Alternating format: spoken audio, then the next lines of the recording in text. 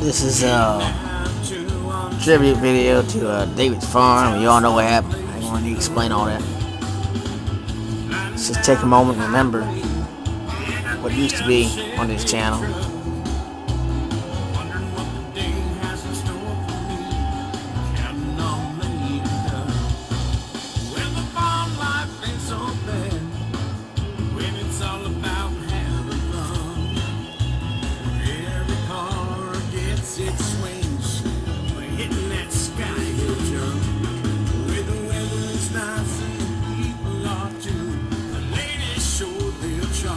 Jane!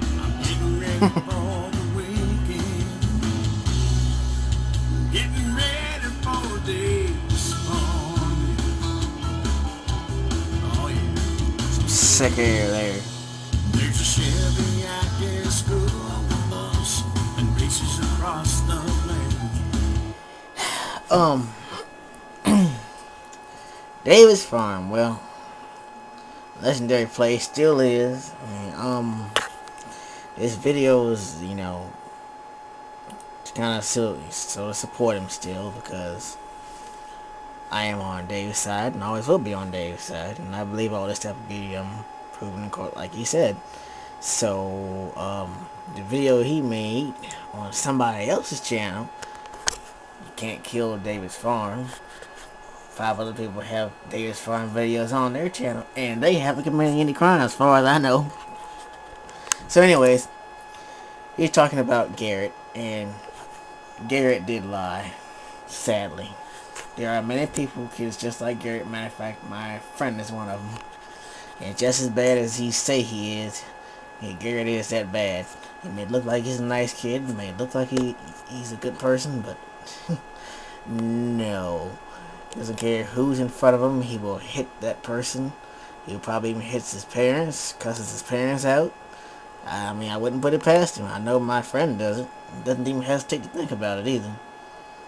So let's take a minute and watch this, and remember, I am on Dave's side here.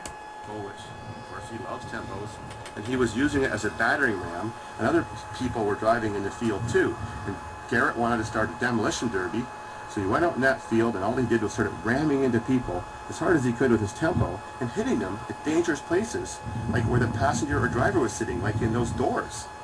Rick was here witnessing Mind you, this is a kid. All that. I missed it. I was somewhere else on the farm. Rick got very upset, and Garrett wouldn't stop.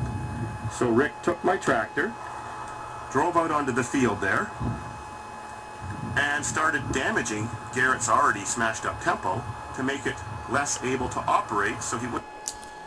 I saw that video. When I first saw it, I didn't know what that video was about. I actually kind of found it funny. Now I realize why the video was made, and it makes great sense. Wouldn't be able to do this anymore since Garrett wouldn't stop.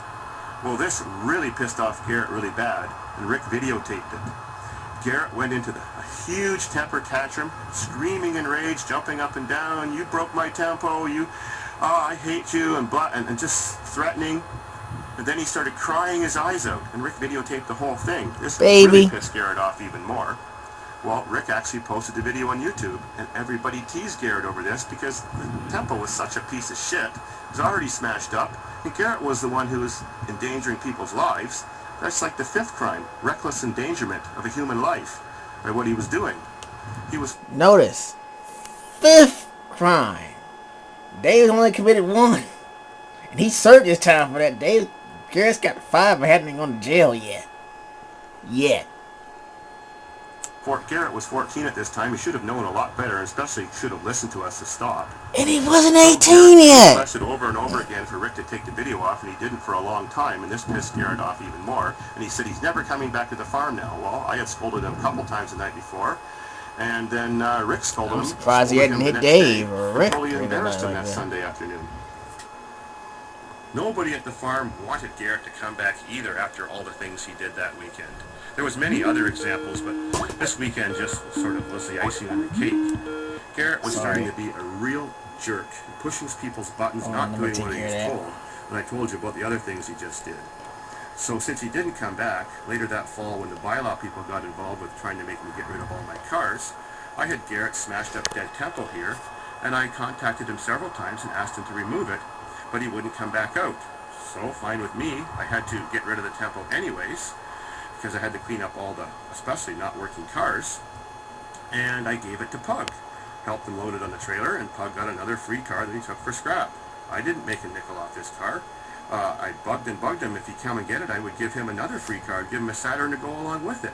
His dad has a car trailer, and he could have got a free Saturn to put on top of it. I would have crushed them both, and they could have got double their money. I was just trying to get rid of cars, and I was giving them to everybody for free. To be honest, I have nothing against Pug. I still like him a whole lot. Good job with the videos, but I love him. But I mean, I'm a little bit confused with what's going on between you and Dave, but it doesn't really make any sense to me. But anyways, I kind of wish you'd come back because I miss all the great stuff you've done. Still think about it every day. Verify what I had just said, you can message Rick and ask him about the tempo and tractor incident that he had with Garrett. I'm not telling any lies. Maybe now you can kind of get the big picture and see why Garrett... Matter of fact, when's the last time Dave lied?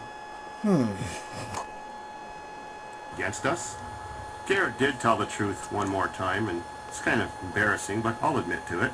Look at this Chevy X.